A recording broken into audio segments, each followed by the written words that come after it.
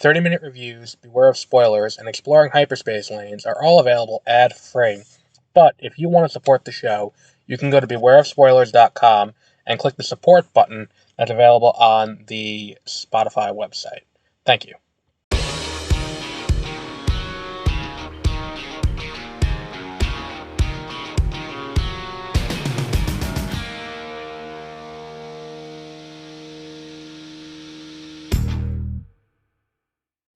Good morning and welcome to 30-Minute Reviews. I am Adam.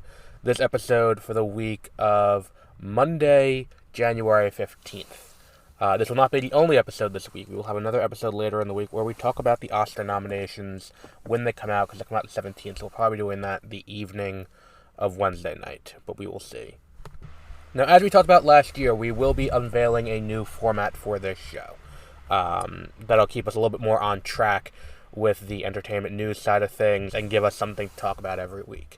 We will also be doing a movie review, but because this is the first week kind of getting into the swing of how this new format works, we will not be doing that this week. I wanted to do beginning end, but I didn't have time to watch it. So, we will be talking about that. So, to lead off, our first segment that we will have every week is called our 5 Things to Know, I think is what I said I was going to call it. Which is where we talk about 5 big news stories from the last week. And I went out and I found these on Google and on comicbook.com usually, or if not comicbook.com, like Variety or Deadline. So story number 1 for today is going to be the biggest news story. And if you want a more in-depth look at what this could mean, go over to Exploring Hyperspace Lanes, which is another podcast that I do. I did an emergency episode where I talk about this in depth and what the implications could be, and we'll do a truncated version of that here. We have another Star Wars movie in development, and that movie is The Mandalorian and Grogu, which is directed by Jon Favreau, produced by Dave Filoni and Kathleen Kennedy, as expected. Production is expected to start this year in April, and this is not the Heir to the Empire movie that is being directed by Dave Filoni. And again, I'm calling it the Heir to the Empire movie, but that's not the official title. I call it the Heir to the Empire movie because it's wrapping up the timeline of the Mandalorian era, and fundamentally there is the issue of announcing this after you had that big release slate announcement last year. I'm not a huge fan of this. It does create the illusion that Lucasfilm is still having the issues that it was plagued with years ago, where we're just announcing a bunch of projects and seeing what sticks and what happens and what doesn't, and because we can't pull a trigger on anything. So the idea that this is happening after that big announcement, we got the 3 announcements last year, feels a little weird. I'm not super optimistic based on that. That's number 1. Number 2, doing a movie that's meant to be kind of Season 4 of The Mandalorian, or possibly the season finale of Season 4 of The Mandalorian, is another thing that feels weird. I don't know why you would do it this way, because it's like people have not responded well to the quote-unquote required reading that comes from, Disney Plus and Marvel. So I don't know how well people are going to respond to this, especially where it's like, okay, so we're going to do an entire season of TV that culminates in a movie, and then boom, there's the movie. And then on top of that too, it's the question of where does this movie fit in on the release calendar. I believe we're going to see delays. I think Fantastic Four is going to get delayed. I think that if this movie's shooting in April, if Fantastic Four gets delayed to Thunderbolts slot, Thunderbolts gets delayed, and then we get Blade delayed, I could see this making a May release on a 13-month production cycle, especially for something like this where we already have cast kind of set up, because it's just The Mandalorian. We already know who's there, and we kind of have the production design done and the infrastructure in place to make this. I could see that making a 13-month production cycle. Or also they could move. Another possibility is maybe they move Thunderbolts to November, move Fantastic Four to Moana slot, delay Moana entirely. That's also a possibility. Because I think Moana is August. And if that's the case, then that would also give them the same, the same kind of thing. And if that's the case, that would also, give them a good release. And I think that that's also a possibility. And I think, too, saying that Thunderbolts moves to November is optimistic, as is saying that Fantastic Four moves to July. I think, because here's the thing. Right now, we're in January. Captain America has been shot. They're going to do reshoots. But Captain America it has a rough cut. Deadpool's coming out this year, so that's off the table entirely. Captain America, we have the rough cuts done of Captain America at this point. They have to do more reshoots, but that's done. The next movie after that is Fantastic Four. Fantastic Four, we don't even have full casting on yet, and that movie isn't shooting until Q3 of this year, according to most recent reports. If that's the case, how does that movie make that May release date? I don't think it does. If it's not shooting until July the earliest, I don't think that's making that release date. Then we go to the next movie down the line, which is the Thunderbolts. The Thunderbolts just lost one of its main characters with Steven Yeun leaving as Sentry. So if he's out, that movie needs more work too. They need to recast him and then refit the costume. And we know little to know about that movie either. So we have that issue as well. Then we get to Blade. I don't even know if there's a director properly attached to Blade or a screenwriter properly attached to Blade at this point. If that's the case, Blade may not make the November date either. And granted, we're a ways out. So, and the other thing is, too, I could see Marvel taking their time because I think that this year, the one movie is a good thing. Because it's like we had this issue with quote-unquote superhero fatigue. And if that's the case, the easiest way to kind of offset that is to... So my thing is, I think that we're looking at The Mandalorian and Grogu for a 2025 release date, because I don't think that this is the movie that's coming out in May of 2026, if it's shooting in April. That is a obscenely long production timeline for a Mandalorian movie. So I think this is coming out somewhere in there. As for what movie does come out in 2020, in that May 2026 date, I think that May 2026 date ends up with another non-Star Wars thing on it. Maybe that's where Moana moves to. Because I think that date doesn't stay Star Wars. I could see them switching and making that one Moana and putting Star Wars on Moana's date in 2025. That's also a distinct possibility. Because I don't see the Rey movie hitting its release date. And if the Rey movie isn't going to hit its release date, then just move on to move on from there. But it is an interesting kind of situation they find themselves in right now. On to our next story number 2.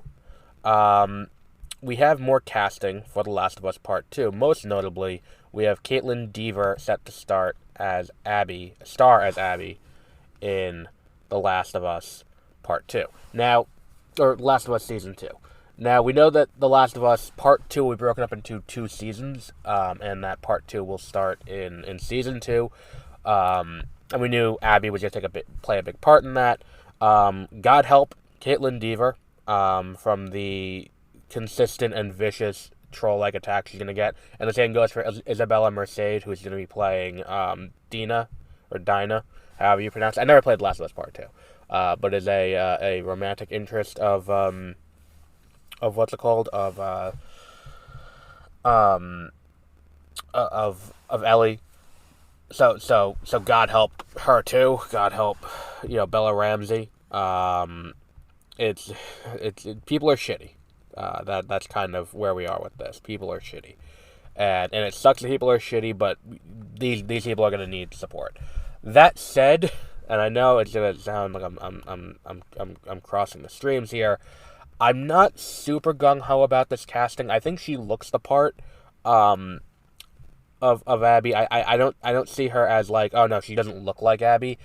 And I think that Kaitlyn Dever is a great actress. I really enjoyed her performance in You Will Not Survive, wherever that movie was on Hulu, where there's like no dialogue and she's being chased by the alien.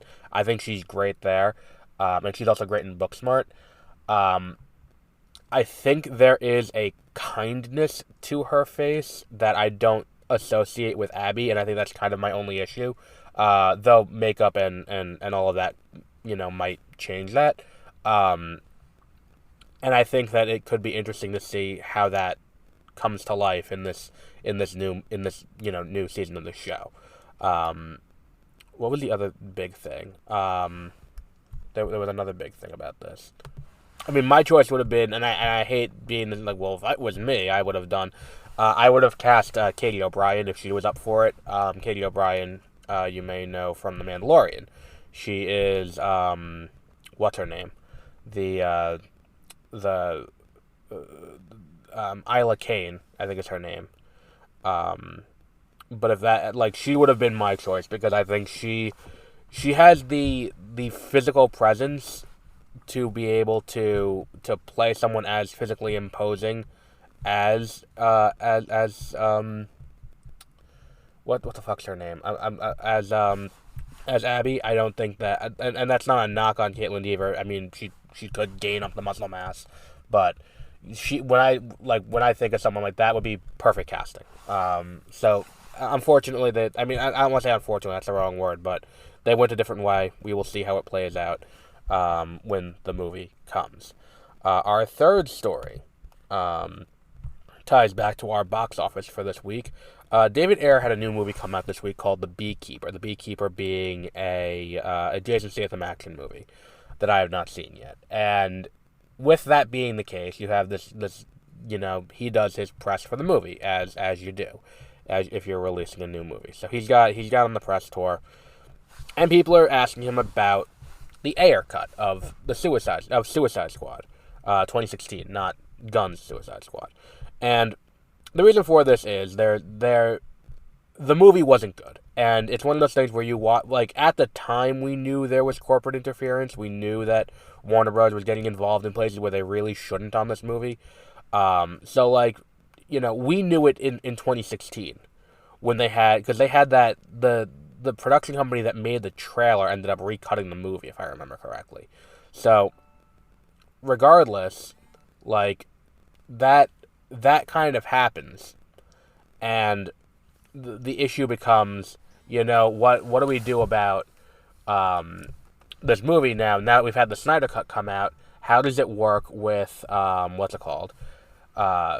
With Ayer wanting to validate that it wasn't his fault that that Suicide Squad bombed. It came down to Warner Brothers fucking up. And look, on the one hand, I get it. I totally get it. And Ayer should be able to have his cut of the movie come out, and he should be able to have his version of events told. So that way, it exonerates him in a way. It allows him to tell his truth and be look, this movie was bad, but it's not bad because of me. It was bad because of other factors that were not in my control. Warner Bros. Wanted to go a different way. We had already shot the movie, yada, yada, yada. So the question becomes, how far do we go to get this this cut of this movie released? And look, Ayer at this point doesn't want to pursue this anymore. Ayer himself has said, look, Gunn is doing his own thing over at Warner Brothers. I don't want to, to step on his toes. We will let him do what he wants over there. He's in charge now. I wish him all the best, but I will not be working with that company. And people took this as like, oh, look, he hates Gunn. And I think that that's a misrepresentation of reality from a group of cultists who seem obsessed with vindicating what these directors are doing. Look, there have been plenty of movies that have come out that have been shitty because of studio interference. Iron Man 2. I mean, Iron Man 2 is not terrible, but it is not as good as it could have been because of studio interference. Dune from 1984 was a movie that was plagued by studio interference. And I think that they did eventually release a cut of Dune that was what's-his-name's cut. That was Lynch's, final cut of the movie. But it doesn't, it still is this issue of what does this mean? And anytime you see Alan Smithy on a movie, it's because the director wants to distance themselves from the final product. They don't want their name attached to it. Directed by Alan Smithy, that's what that means. And to an extent, I get if he wants to go out there and pursue, like, look, I want to do this. But on the other hand, I also understand why Warner Brothers would not want to do this. If you're Gunn, why do you want to tether yourself to this? Like, the point is, it seems like they're trying to jettison as much as they can from the old DCEU as possible and start fresh. And if that's the case, like, that's why they're getting rid of Sasha Calle. That's why they're getting rid of, everything except for, like, Amanda Waller and Peacemaker. If that's the case, then, like, who cares? Like, why would Warner Brothers have any vested interest in investing the money? Because that's the thing, too, is the Snyder Cut was not cheap. The Snyder Cut cost another $70 million on top of the production budget of Justice League that when it came out. So to put in more money into a movie that's A, not going anywhere, if it's part of this wider universe, and B, just serves to exonerate the director from wrongdoing. Number one, it's designed, the release of that inherently makes Warner Brothers look bad. Number two, the release of that creates the indication that there's a possibility that this universe could be continuing when it doesn't seem like it is, unless Warner Brothers is going to take the extraordinary step of licensing the DC universe to Netflix, which I don't think is likely, because they don't want brand confusion. They want to be able to have it streamlined. I just don't quite understand why people are so like, oh, why aren't they doing this? It's like, well, there's plenty of reasons why they wouldn't do this. There's more reasons why they shouldn't do it than why they should do it, is what the problem is at the end of the day. So we'll see how, like, I wouldn't get my hopes up about an Ayer cut. I mean, look, I was on the record saying I don't think a Warner Brothers, I don't think that Warner Brothers would ever release a Snyder Cut, and I guess don't see the potential upside for Warner Brothers in doing this. And look, maybe I'm wrong. I just don't see it. I see this as all downside.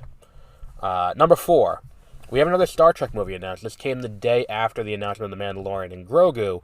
It was announced that Star Trek will be making another movie. Star Trek 4 is still in active development, that being a sequel to Beyond. This is a new movie set decades before the other movies in the Kelvin timeline. It is set to be directed by Toby Haynes, who had previously directed episodes of Andor.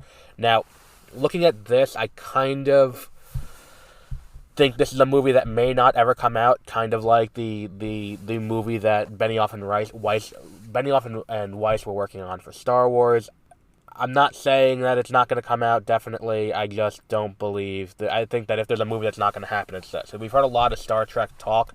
We heard Quentin Tarantino was in talks to do one. I just think there's a distinct possibility this movie doesn't ever see the light of day. And besides, I'm not fully caught up on the timeline stuff. Like, I'm not fully caught up on the timeline of Star Trek.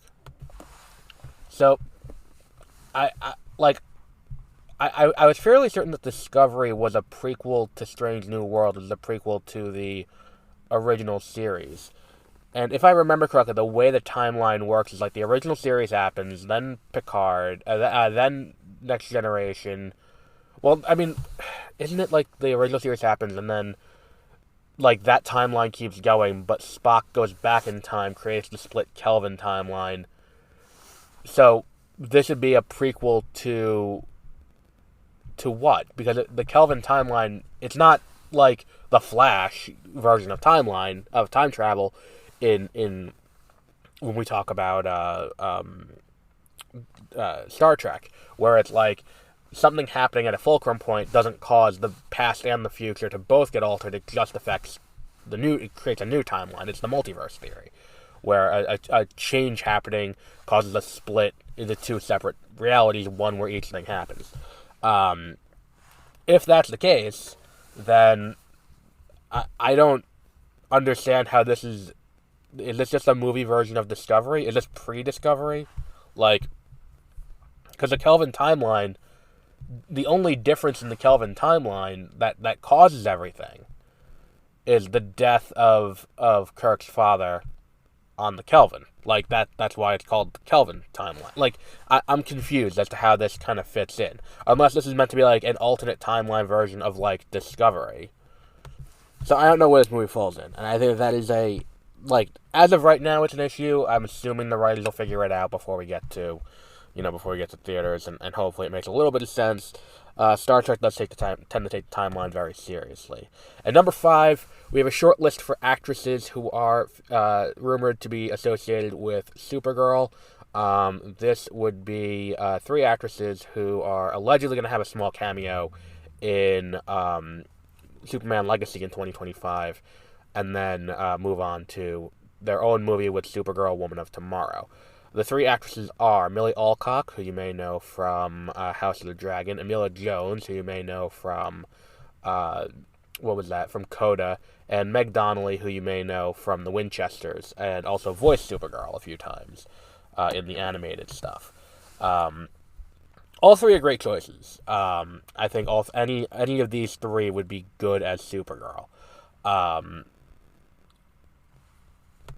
I think that Max intends to keep House of the Dragon going for a while, so I think Milly Alcock is probably not someone that they're going to want to share with DC, especially if you're going to be as big of a player. So I think that this is going to come down to Meg Donnelly, who I don't think is currently featured in anything major, and Emilia Jones, who has similar issue, where I don't think she's got any major projects lined up right now. That's not to say they don't have indie projects, or maybe they're doing smaller things at Disney that I'm not aware of, because I know that what's-her-name was in it. Meg Donnelly was on a Disney thing, but it could be... I think it's going to come down to one of them, because I don't think they want to deal with the headache of having to shoot around House of the Dragon. They want to have the autonomy to be able to say, we're going to shoot here and move on from there. But whatever, I mean, we'll see how that plays out. My personal vote would be Meg Donnelly, of the 3 of them. I think she's the one who, if you're going for this take on Supergirl, she's the one you're probably going to want to go with for this darker take. Because I feel like she could probably do it a little bit better. My only concern with this, is that we don't have a director for Woman of Tomorrow yet. We have not signed someone to direct that movie. With that being the case, I am not super thrilled about an actress being cast and the director being given the actress. I'm not thrilled about a director being told, okay, so you're going to build out what this version of this character looks like, and it's going to be a new take, and you're going to have a ton of autonomy, and then for them to be saddled with a version of Supergirl that maybe audiences don't like immediately in the small capacity that she's in.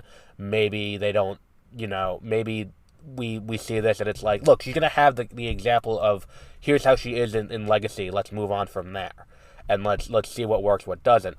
I think the issue becomes, I don't want to see a director come in and be like, well, I would prefer to, you're going to inherently harm your director search, because you're saying, well, you're going to come in and do this, but on top of some of the supporting cast already being selected, we're also giving you your lead actress, and this is who you have to deal with. And I think, too, of these 3 actresses, I think that none of them are big enough where it's not like we're giving you Margot Robbie. It's not like we're giving you like Angelina Jolie, or we're giving you like Scarlett Johansson, or someone who's huge already and we know has range. We have 3 actresses who have few screen credits. That could mean they're moldable. That could mean that this could be a situation where it's like, maybe it doesn't work. But we'll see. Let's see how it plays out, and let's see who they sign as a director for that movie after the casting. It'll be interesting to see how that works out. Which brings us to the end of the news section, and we go on to the box office report from last week. So this week, we're going to be getting it from thenumbers.com. According to this is based on the 3-day weekend, not the 4-day weekend, because most people have a 4-day weekend. We have Mean Girls coming in at number 1 with $28 million. We have The Beekeeper, another newcomer, coming in at $16,700,000 at number 2. Number 3 is Wonka, which drops from number 1 with $8.3 million. A 40% drop-off, with a substantial drop-off in screens. Anyone But You picks up a space, actually. It goes from number 5 to number 4 with $6.9 million. A small decrease of 29%, and Migration kind of holds reasonably strong. staying at 6.1 million at 38%. Drop off from last week. Aquaman, which is previous number 3, dropped off the list entirely, and Night Swim, the previous number 2, dropped off the list entirely out of the top 5. And nothing here is particularly shocking. I think that rom-coms are a perennial favorite, and that'll continue to stay. And Wonka's a great family movie. I think Migration being the only animated movie in theaters right now is definitely keeping it around because it gives someone like a reason to bring your kids to the movies. But of these, I would say Wonka's the best family movie available. So we'll see how that plays out. As for what's coming to theaters next week, we have ISS is the big release this week. ISS with Ariana DeBose, who has an Oscar for Best Supporting Actress. She'll be playing an astronaut on the International Space Station when nuclear war breaks out on Earth, and the Americans and the Russians have to fight each other to get the cure for radiation sickness. In a interesting science fiction movie that could be good, probably not though, because it's coming out in January. We'll be talking about that on Beware of Spoilers later this week. We also have, coming to theaters this week, Freud's Last Session, which is a movie with Anthony Hopkins playing Sigmund Freud, I believe, if I remember correctly. And that movie will feature Freud and C.S. Lewis debating religion. Which could be interesting. I mean, I'm going to watch it, don't get me wrong, but I mean, it could be good with powerhouse performances, and we'll see how that plays out in theaters and how those movies come in. I don't see Freud's Last Session taking the world by storm. I think that Mean Girls will hold off Freud's Last Session. I do think that we'll end up with a strong number 2 from ISS, or a strong number 3. I don't know if it... Actually, I think it'll unseat The Beekeeper. I don't think it unseats Mean Girls, though. I think Mean Girls holds steady next week.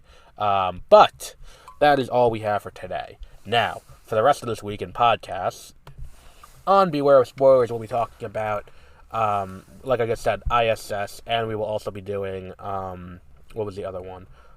Freud's Last Session. I think we're also going to fit in somewhere in the schedule American Fiction, assuming that's still playing. If not American Fiction, we'll be fitting in... what was the other big movie? The Book of Clarence, in this week. In terms of streaming, we will be doing a review of Ted on Beware of Spoilers one day this week. I'm not entirely sure what day yet. On the Backlog Files, I will be talking about... Episode 3 was about... the fuck was it? I don't remember. I recorded it a few weeks ago. The Backlog Files, Episode 3... Pokemon Snap. That's what it was. We'll be talking about Pokemon Snap, and then we'll be talking about... there was another streaming thing. That new show with Peter Capaldi on Apple TV Plus. Criminal Intent, Criminal Record, Criminal something. But yes, that will be on there too. But that's all we have. And we might have an Exploring Hyperspace Lanes. I'll see what Josie has going on this week. But we might have that. Who knows? But we'll wrap up there for today. Our next episode will be next Sunday, where we talk about the big news, and we might do a movie review too, as I get back into the swing of things with this. And we will also have on Wednesday, like I said, the Oscar predictions based on the nominations that come out early in the day. So until our next episode, have a great rest of your week.